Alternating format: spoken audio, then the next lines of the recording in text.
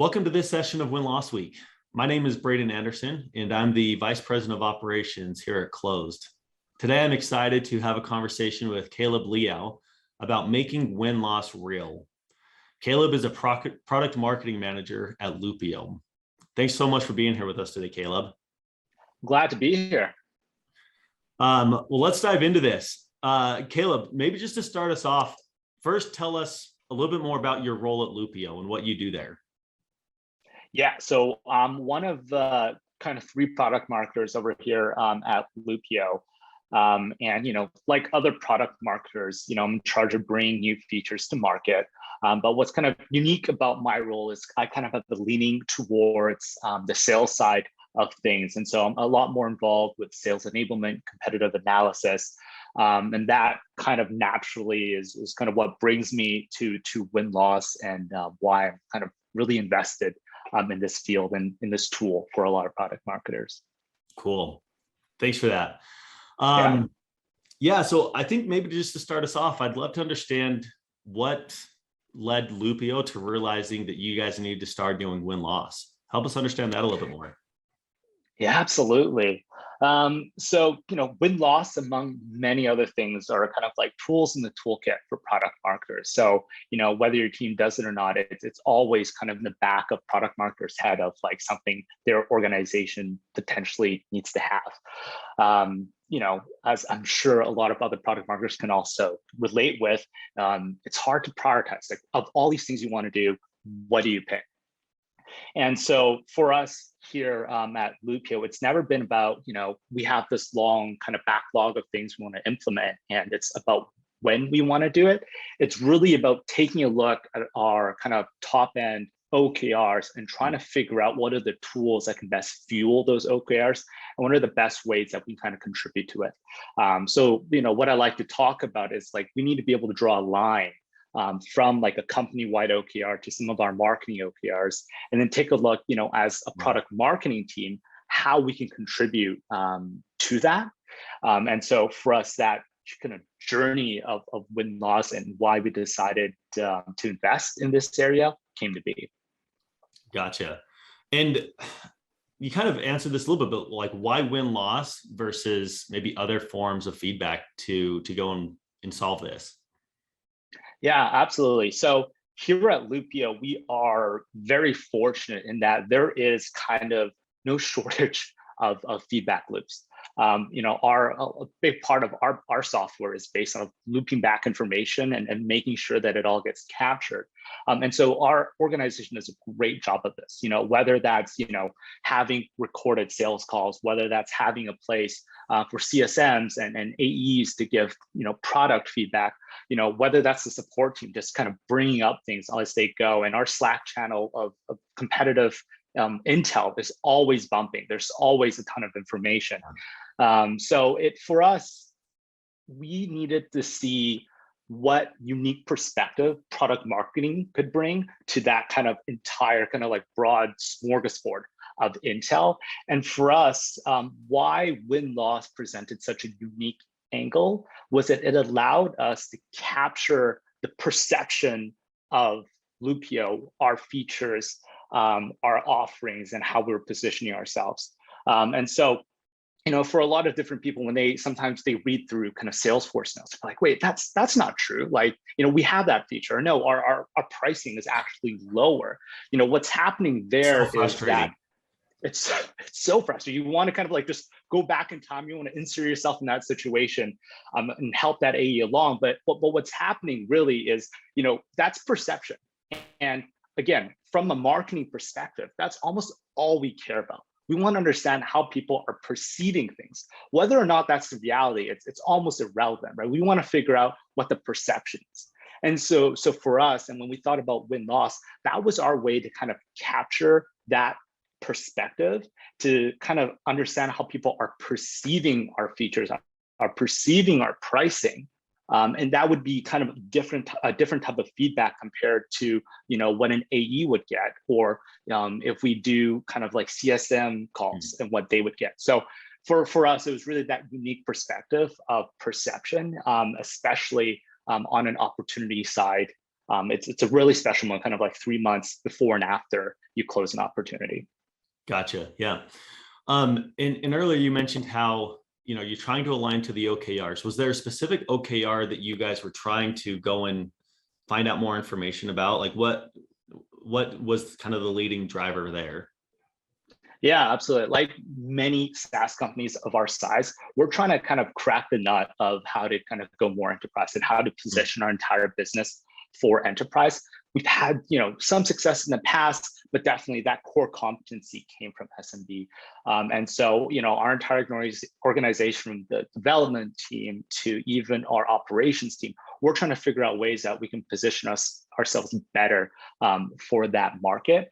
And so we were really looking for insights that would help kind of fuel that machine and fuel that kind of like sales process for enterprise. Gotcha. Okay.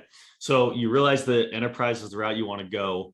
You realize that win-loss is a way to help you understand how to go enterprise. How did you decide, what questions needed to be solved, and what were those questions for you guys? Yeah, that's a great question again. First thing I want to talk about here, though, is that it's very important that you are concise with these questions. When we were building out the kind of interview guides for the first time and kind of starting to really get into the weeds of a win-loss program, we realized that there would be no shortage of questions. We could have conversations for hours if we wanted to. You want to ask everything. Yeah, exactly. Especially if the interviewee was, talkative, like we could go on forever. But that's obviously not realistic. And it also would just give us too many points of data, right? Most of this is going to be qualitative. And so we wanted to be very concise and focused in what we wanted to answer. And so we realized that really quickly that we needed to prioritize. And I think the priority for us, especially as we kicked off our program, was really trying to understand, again, the key word is perception. So how is the perception of kind of like three key things for us? One big one was kind of our plans and packages. How is that being perceived and understood by our prospects? Number two would be ROI. From that prospect's point of view, how are they justifying ROI? How are they communicating that internally, selling ROI internally? And then lastly, just there's people for most software programs say, it's easy to use. We really want to understand what people meant by that. Was it, a part of the process of using our software? Was it a part of the platform that was easy to use? Really kind of like hone in on what people mean when they kind of just give kind of high level feedback. Because that's feedback we get on G2, yeah. We get that in NPS scores. And so this really allowed us to kind of figure out what they're actually talking about. Yeah, it's one thing to say, oh, your product is great, but that doesn't really tell you anything, right? Like, what about our product is so great? What's the specific features and functionality that makes our product so much more admirable than maybe the others that you're evaluating, right? Exactly. And that's what's great about these win-loss calls, is that you kind of have 30 minutes, 45 minutes, and you're able to follow up, right? Because they'll say something and might spark an idea in your head as well. And you can have that really organic conversation about it. And people don't feel like they need to be polished either. And, when people are leaving review, they're typing it out, they're reading it over again, and then they're pressing send. So you're really understanding clearer the perception of things. And that's incredibly valuable for us and our team. Yeah, there's an element of it maybe a little bit more natural when it comes just through conversation than, like you said, typing it out and hitting send. I can rethink that a few times. Exactly. It's great. And I'm curious, when you first started Win-Loss Enterprise and these questions around that was a problem you were trying to solve, how has your program changed? Like, are you still trying to figure out the enterprise? Are you still asking the same questions with these interviews, or how has that changed over time? Yeah, I think it changes for us quarter over quarter. This is probably our third quarter running it. We're doing between 5 and 10 calls a quarter. And every quarter, what tends to happen is we'll learn something from that win-loss program, and we'll adjust our interview questions, or there'll be something that happens within the business that makes us go like, hey, like maybe we should use this win-loss calls to, further investigate this thing that's come up somewhere else. Part of, why I love being a product marketer is I feel like we kind of get to play a little bit of detective. Maybe one of my favorite parts of the role is to follow that thread, right? You see this happen here, you see something else happen there, here in this call. And so for us, win-loss is also a great opportunity to either start that thread to kind of see where it leads, but also to carry that thread, right? So this also kind of like feeds back to this comment that an AE gave, or someone left us a review talking about this. Well, now it's come up in a win-loss call. So for us, that means that interview guide changes, and we love that about win-loss and the fact that it's not the same program necessarily quarter over quarter, and we can reprioritize questions, we can add questions, take out questions, and we feel like we have a clear understanding. And so that's definitely important for us. It's changing that interview guide to kind of move with business goals and objectives. Yeah. I think that's really wise, frankly, to be able to be adaptable every, maybe not every quarter, but to be adaptable over time. I think some people just get so stuck in, we got to ask these same questions every single time, year over year. And there's some merit to that, but I think your business is evolving, your customers are changing, your products are changing. You need to adapt these questions to make sure you're actually learning exactly what you need to learn. So I think that's great. Just to add on to that point, and that's where I would say like that idea of focus and being concise comes back in, right? You can have those consistent questions throughout the lifespan of your program, but you got to make sure those are the ones that you really care about, because once you start asking things 20, 30 times, that's when you actually can collect some of that quantitative feedback, but you really make sure that's information that you need and you're really not getting anywhere else. And so for us, building a win-loss program that brought in that unique perspective was key, but we also didn't want to just duplicate or replicate data points that we knew would come up and that we can almost predict. Yeah, and that's kind of along the points that I'm curious about next is, what have you guys gone out of your win-loss program, right? So you've been doing it, you had some initial questions, it's adapted over time, but like, has it been worth the investment in ROI so far for you guys? Like, are you getting a lot of good insights out of your win-loss program? Yeah, it has been. I mean, when it was my entire life, maybe it was a little more difficult. But in terms of ROI and kind of the feedback and time that in the process that we have now, I think it's definitely worth it. Whenever we are surfacing these insights and pulling these insights out of our win-loss calls, we're always trying to attribute them in one of two ways. And so for us, one way that we kind of like try to extract value is this insight justifying or kind of validating some investments that we're currently making. So if we have this project going on, does this insight say, hey, continue to invest? Or does this insight say, hey, maybe you should think twice about investing here? And so we have kind of many instances where that's come up. Another one is bringing in insight and it'll actually spark a conversation about whether we should be doing something net new. And that insight alone from a win-loss call might not be enough, but again, that's where I can start and pick up that thread and start to go to other places. I'll dig into our CRM. I'll have conversations with our AEs. I'll look through different notes, and so I can start that there and be like, okay, wait, this is actually a need, a pain point, and then let's throw some resources behind it and actually build something. And so kind of 3 examples of that, at least for the lifespan of our program, has been packaging plans, right? We heard this come up a ton in these win-loss calls, and that win-loss call, those insights from win-loss calls help validate investments and other flags in our part of our business where we realize, let's look at this, we want to work on it. And so that helped validate. The second part was really the aspect of people having a hard time kind of like parsing through all of our features, right? And so that also helped validate a program that we were doing to create a required capabilities document. And so again, an insight to help validate, and sometimes I'd like to say de-risk an investment in creating a required capabilities document. And then lastly was we heard a lot of praise about our CX team and our onboarding. And we realized there was actually nowhere in which we actually were marketing this and really leaning on this as a differentiator. And so that is where we picked up a net new thread of like, hey, what can we do to really kind of blow up our CX team? And so starting from that place, we talked to the CX team, we looked at different reasons why we win. And sure enough, it's definitely going to be worthwhile doing. And so really, even within the last week or so, we just launched a brand new kind of CX webpage, right? And so those insights definitely help spur action, and really being able to connect those two things is really important to our program.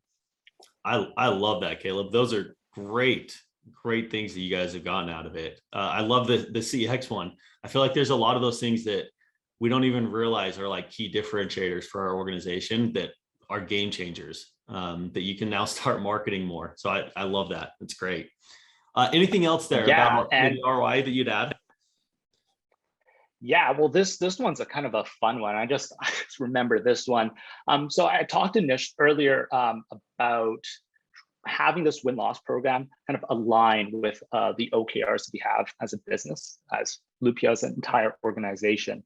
And some of those key areas I just talked about, pricing and packaging, kind of like navigating features, and even ways in which to differentiate, definitely funnel up into, going enterprise. But another big OKR for us is actually to win the hearts and minds of sales and proposal teams. So that's a very interesting OKR. We do have other ways to measure this, but with the win-loss program, we're actually able to do is measure, quote, love in a very accurate way. And you get to hear again from people's own words verbatim how much they love or do not love Loopio. And so through our win-loss program, we got great qualitative feedback around how we name features and how that sticks and is playful and is delightful to our prospects. Yeah. Or we hear information about how Loopio comes up in their interviews, and how they ask, have you used Loopio before? And we get great feedback there, and people are saying great things about our platform. And that's information that you wouldn't really get without a win-loss call. And for some of these OKRs that organizations can have, is actually a great way to measure whether or not you're tracking towards this OKR. I love that. That's so good. And it kind of brings me up to the kind of one of the last questions I have. You guys have done a really good job, and what you've shown is like you have decided to share these insights more broadly versus like keeping it close to the chest. I'm curious why that is, and maybe what's the best way that you found to share these insights throughout the organization? Yeah, that's a great question. So, one part of this program, right, and that's what we really talked about today, is to be super tactful with how we're approaching it, right? We want it to be action oriented. We want to take these insights. We want to have it funnel to an OKR. We wanted to funnel into action items. But another thing that win-loss can really just help with is curiosity. That's one of the values we have at Loopio, is for you to be curious and for you to want to uncover things, to learn more. And win-loss presents a great opportunity for us to do that. And so, one of the first things when we're kicking this program a little under a year ago is my director told me, this win-loss program would be a failure if us as product marketers, we got smarter, if we got enriched with all these insights, and everybody else was kind of like left out of it. Like, that would be a failure. And so that really stuck with me with, how we want to build things and how we want to communicate this program and provide people with access. So first and foremost, everybody in our organization has access to Close, so they can log in and they can see for themselves what's going on with kind of our win-loss program, with our opportunities, why we win, why we lose. Another thing I like to do, though, is to package all those insights up into digestible insights and in different mediums. So one thing that I do is I hop into our company-wide all hands meeting and present, every quarter, just around, what are the top insights that are come out of this, and what are some of the action items that we're taking away. I'll hop into CSM and AE stand-ups just to provide kind of more relevant feedback for their teams and what we're hearing there. And this is kind of my favorite part of the win-loss program. When we get praise about our onboarding team or about how great a salesperson is, I'll just take a screen cap, shoot that over on Slack to that person. And again, it just reinforces the value of this, and it just helps kind of lift up your entire team. So those are kind of the different ways that we really try to share the love of the win-loss program, and make sure it doesn't just get siloed within the product marketing team, the marketing team, or so forth. Yeah. And what I like about that approach is it's not just high level or like just to the senior leaders of the company or just like company wide, but it's like it's that level, but it's also super individual. It sounds like you're going to these individual team huddles, which is probably like 5 or 10 people, and giving them insights that's really applicable to them. I really like that approach. I think it makes you a lot more dangerous to have the high level, but also to get that personal touch and how it's affecting each individual in the organization. So Caleb, that's great. Absolutely. Really good insights today. I appreciate you sharing the kind of the successes that you've had throughout your win-loss program. Appreciate you taking time to be part of Win-Loss Week, and we hope everyone has a great day. Thank you. Thank you.